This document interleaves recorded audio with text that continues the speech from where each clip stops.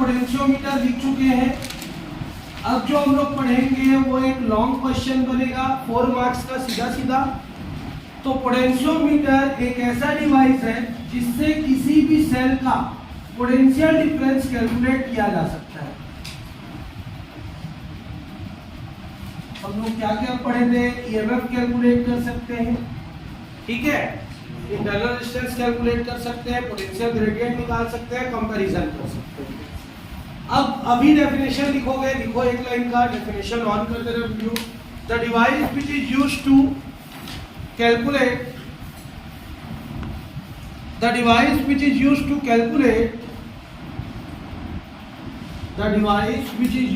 calculate potential difference of a cell, potential difference of a cell, किसी भी cell का potential difference calculate करने के लिए जिस डिवाइस का यूज किया जाता है वो डिवाइस क्या कहलाता है? पोटेंशियोमीटर कहलाता है। अब इसका जो प्रिंसिपल आएगा वो प्रिंसिपल मैंने बताया है, मीटर ब्रिज पे वर्क करता है और किस पर वर्क करता है? Potential gradient. किस पर वर्क करता है? Potential gradient. पढ़ चुके हैं। तो हम क्या जानेंगे? We know that, what we know that from Ohm's law. Ohm's law क्या जानते हैं? V is equal to I equation number, but R equal to क्या होता है? रो एल बाई होता है। इक्वेशन नंबर सेकंड, R की वैल्यू हम लोग तो V इक्वल टू क्या है? I rho L by clear. If same amount of current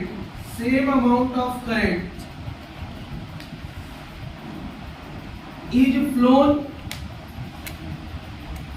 through same area, then potential depends upon क्या? लेंथ होगा कि अगर I की वैल्यू को कांस्टेंट कर दे और A की वैल्यू को कांस्टेंट कर दे, रो तो अपने आप में कांस्टेंट है, तो V किस पर डिपेंड करेगा? फिर L पर।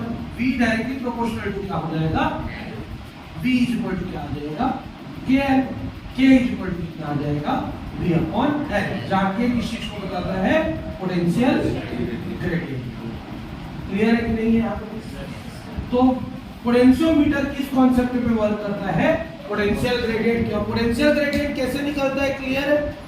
हम जानते हैं V इज इक्वल टू क्या होता है? IR। मतलब पोटेंशियल किस पर डिपेंड करता है? करंट और रेजिस्टेंस। रेजिस्टेंस की वैल्यू कितनी होती है? Rho L by A. So V is equal to I rho L by A हो गया। अगर कांस्टेंट करंट कांस्टेंट एरिया पे फ्लो किया जाए, कांस्टेंट करंट, कांस्टेंट अमाउंट का करंट कांस्टेंट एरिया पे फ्लो किया जाए तो पोटेंशियल किस पर डिपेंड करता है? लेंथ पर। मतलब ये तीनों वैल्यू कांस्टेंट हो गई, ये तीनों वैल्यू कांस्टेंट हुई तो ये वाला साइन लग जाएगा, और ये वाला साइन हटना है तो कांस्टेंट लगाते हैं। के यहाँ पे क्या कहलाएगा? Potential gradient.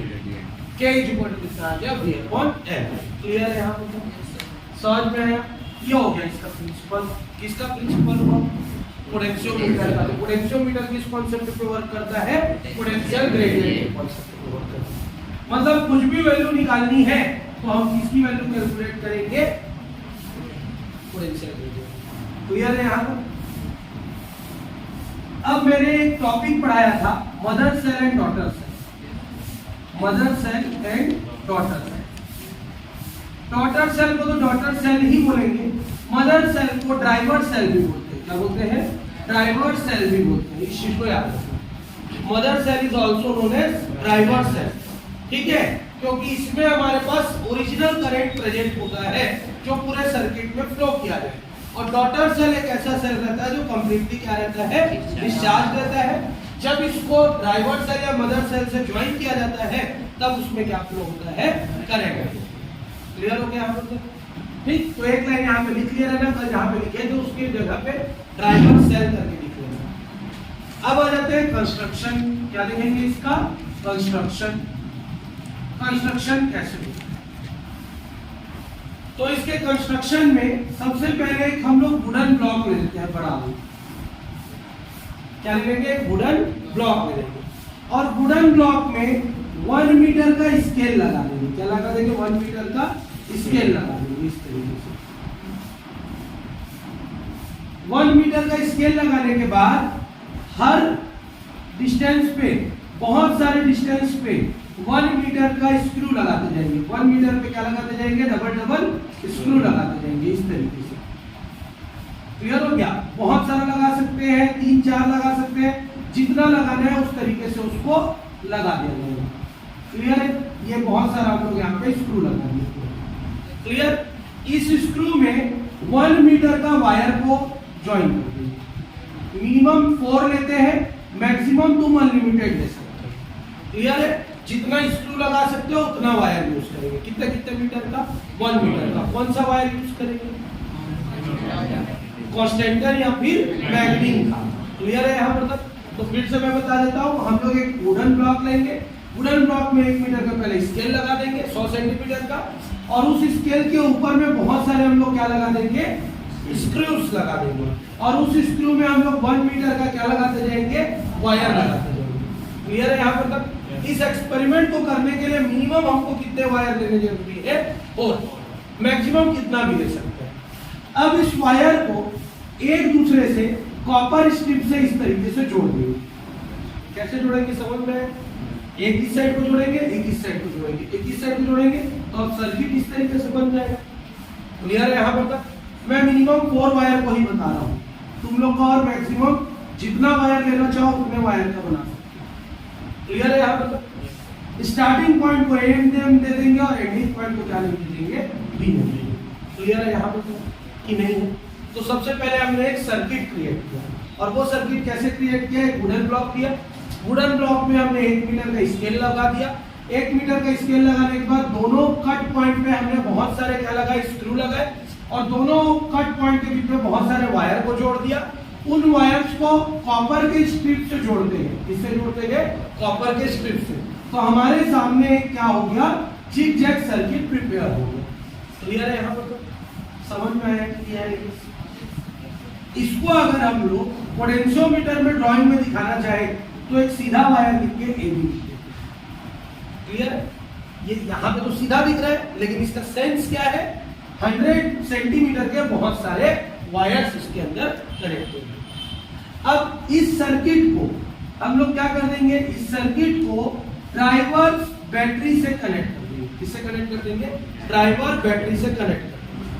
और ड्राइवर बैटरी से कनेक्ट करने के बाद डीपी लिख दे रहा हूँ ना, ड्राइवर बैटरी। इससे कनेक्ट करने के बाद एक इस पे रेओस्टेट लगा देंगे। क्या लगा देंगे? इस पे रेओस्टेट। रेओस्टेट क्या होता है? रेजिस्टेंस बॉक्स, जिसका वैल्यू हम जितना चाहे उतना क्या कर सकते हैं? चेंज कर सकते हैं। अब इस रेओस्टेट के साथ एक की लगा देंगे और की से इसको कंप्लीट करेंगे। क्लियर है? यहाँ पे मैंने कनेक्ट क्यों नहीं किया? क्योंकि बहुत ज्यादा कॉन्जुगेट दिखेगा। तो ये जो वुडन ब्लॉक है उसका एक सिरा ए हो गया, वुडन ब्लॉक का दूसरा सिरा क्या हो गया? बी हो गया। और इसी को मैंने एक ड्राइवर बैटरी, एक रेओस्टेट और एक की से क्या कर दिया? कनेक्ट कर दिया। क्लियर है यहाँ पर तक? समझ में आया? जैसे ही कनेक्ट करेंगे इसमें क्या फ्लो होना शुरू हो जाएगा? करंट फ्लो होना शुरू हो जाएगा। अब हम लोग इस सर्किट को थोड़ा आगे बढ़ाते हुए एक और चीज उसमें मैंने भूल दिया, अमीटर। क्या लगाएंगे इस पे? अमीटर। अमीटर क्यों लगाएंगे? कितना करंट फ्लो हो रहा है उसको मेजर करने के लिए। अब इस पे मेरे को छोटा सा सेल लेना है, जिसको क्या बोलेंगे? Daughter cell. क्या ले लेंगे? Daughter cell. और डॉटर सेल से गैल्वेनोमीटर को जोड़ देंगे। इसको जोड़ देंगे गैल्वेनोमीटर को, और एक क्या लगा देंगे? जॉकी। क्या लगा देंगे? जॉकी। क्लियर है कि नहीं है? तो ये हमारा हो गया, किसका कंस्ट्रक्शन हो गया? पूरा पोटेंशियोमीटर। समझ में आया कि नहीं? तो पोटेंशियोमीटर का कंस्ट्रक्शन 2 पार्ट में डिवाइडेड है। पहले हमको क्या बनाना है? वायर का गेज, वायर का जाल, और फिर वायर के जाल के बाद क्या बनाना है? पोटेंशियोमीटर। फिर से समझते हैं लास्ट टाइम, उसके बाद इसको आगे बढ़ेंगे। सबसे पहले वुडन ब्लॉक लेना है। वुडन ब्लॉक में 1 मीटर का स्केल लगा देना है। 1 मीटर के स्केल के पैरेलल में बहुत सारे क्या लगा देना है? स्क्रू, आखिरी किनारे तक। आखिरी किनारे तक स्क्रू लगाने के बाद हर 2 स्क्रू के बीच में 1-1 मीटर का वायर को क्या कर देना है, प्लेस कर देना है। उन 2 मीटर वायर को जोड़ने के लिए बीच बीच में क्या लगाना है, कॉपर का स्ट्रिप लगाना है, कॉपर का छोटा छोटा टुकड़ा लगा देना है, ऐसे ऐसे चिपका देना है उसको, तो ये सर्किट पूरा हो जाएगा। ऐसे करके कॉपर का स्ट्रिप लगाओगे तो क्लियर हो गया यहाँ तक। अब कॉपर का स्ट्रिप लगाने के बाद मिनिमम कितना वायर लेना है, 4 वायर लेना है, मैक्सिमम 50 तक जा सकते हो, ठीक, 50 वायर उसमें लग सकते हैं, लेकिन हमको यूज कितना करना है, सिर्फ 4। अब इस वायर के स्टार्टिंग और एंडिंग पॉइंट को ए और बी नेम दे देना है, और ए और बी को किससे कनेक्ट करना है, ड्राइवर बैटरी से, एक अमीटर से, एक रियोस्टेट से और एक की से। तो एक सर्किट पूरा हो गया। और दूसरा सर्किट इसके सीरीज कॉम्बिनेशन में क्या लेना है, डॉटर सेल, एक गैल्वेनोमीटर और एक क्या लेना है, चौकी। क्लियर हो गया, कोई डाउट? मीटर ब्रिज का कॉन्सेप्ट क्या है, जब चौकी को वायर में मूव करवाते हैं तो गैल्वेनोमीटर नल डिफ्लेक्शन बताता है। क्या बताता है, नल डिफ्लेक्शन। उस समय उसके लेंथ को क्या कर लिया जाता है, मेजर कर लिया जाता है, और मेजर करने के बाद हम अननोन रेजिस्टेंस की वैल्यू क्या करते हैं, कैलकुलेट करते हैं। इसमें भी वही करेंगे। जब हमारा इसमें करंट फ्लो होता रहेगा और जॉकी इस पे कनेक्टेड नहीं है, तब तक क्या मीटर तो करंट को बताएगा, गैल्वेनोमीटर अपना करंट बताएगा। लेकिन जैसे ही जॉकी को इस वायर पे मूव करवाया जाएगा, तो मूव करवाने के कारण क्या होगा, नल डिफ्लेक्शन हो जाएगा और गैल्वेनोमीटर नल डिफ्लेक्शन बताएगा। तो जिस लेंथ पे नल डिफ्लेक्शन बताया, जिस लेंथ पे नल डिफ्लेक्शन बताया, उस लेंथ के हेल्प से हम क्या निकाल सकते हैं, क्या निकाल सकते हैं, V = KL। क्या कैलकुलेट हो जाएगा यहाँ पे, EMF क्या कैलकुलेट हो जाएगा। अब सर आप V को EMF बोल रहे हो, तो यहाँ पर किसका निकालना है, पोटेंशियल डिफरेंस डॉटर सेल का, और डॉटर सेल का पोटेंशियल डिफरेंस क्या कहलाएगा, EMF कहलाएगा। क्लियर है, यहाँ पर तक सेल के लिए निकालता है तो उसको डिफरेंस ना बोल के क्या बोला जाता है, EMF बोला जाता है। क्लियर, समझ में आया कि नहीं है। फिर से जब हम लोग चौकी को इस वायर पे टच करेंगे तो गैल्वेनोमीटर कुछ करंट दिखा रहा था, वो किस में आ जाएगा, नल डिफ्लेक्शन में। जितने लेंथ पर नल डिफ्लेक्शन आया तो V किस पर डिपेंड करता है, L पर डिपेंड करता है। तो L की वैल्यू निकल गई, मतलब V निकल जाएगा, और V का वैल्यू ही क्या कहलाएगा, हमारा EMF कहलाएगा। तो इससे सेल का EMF क्या किया जा सकता है, कैलकुलेट किया जा सकता है। क्लियर है कि नहीं, समझ में आया।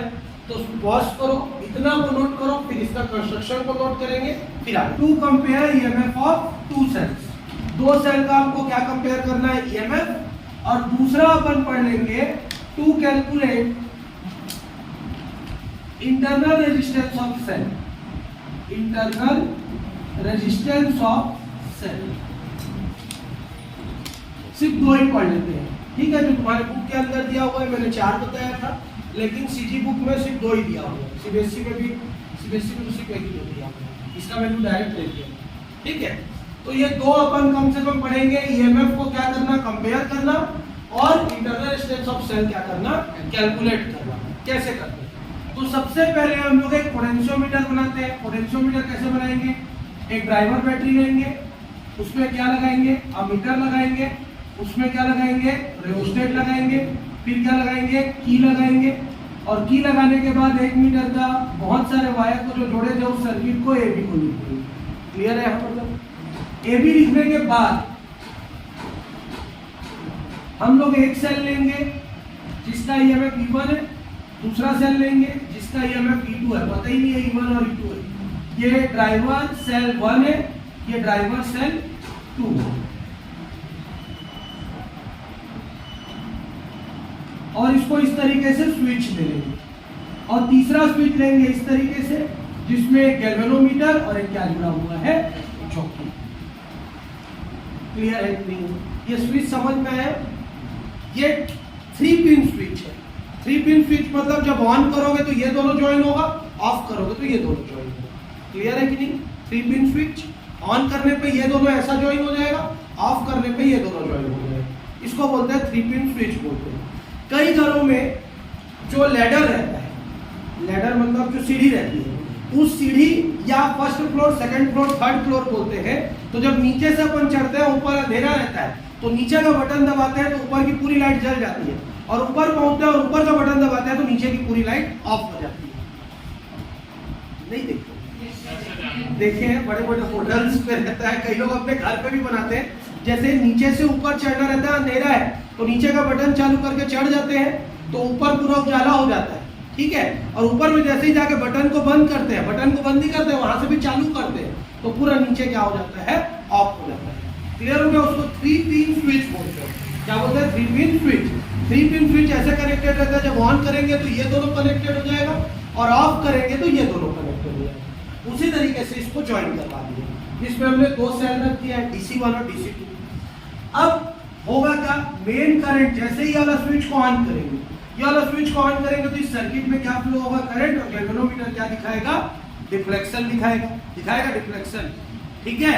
अब गैल्वेनोमीटर डिफ्लेक्शन दिखाएगा जैसे ही पहला स्विच, दूसरा स्विच, तीसरा स्विच, पहले और तीसरे को जब ज्वाइन किया जाएगा, किसको ज्वाइन किया जाएगा, पहले और तीसरे को, तो जॉकी को जब अपन टच करेंगे, जब तक इसको ज्वाइन नहीं करेंगे तब तक ये क्या नहीं दिखाएगा, डिफ्लेक्शन नहीं दिखाएगा।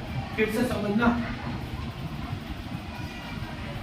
ऐसे में क्या ये डिफ्लेक्शन दिखाएगा, कनेक्टेड ही नहीं है, क्योंकि जॉकी भी कनेक्टेड नहीं है, अभी जॉकी तो बाद में अपन कनेक्ट करते हैं, तो सर्किट इनकम्प्लीट है। जैसे ही 1 और 3 को अपन ज्वाइन करेंगे, 1 और 3 को ज्वाइन करेंगे तो इसमें क्या शो होगा, डिफ्लेक्शन शो होगा, इसमें करंट फ्लो होना शुरू हो जाएगा।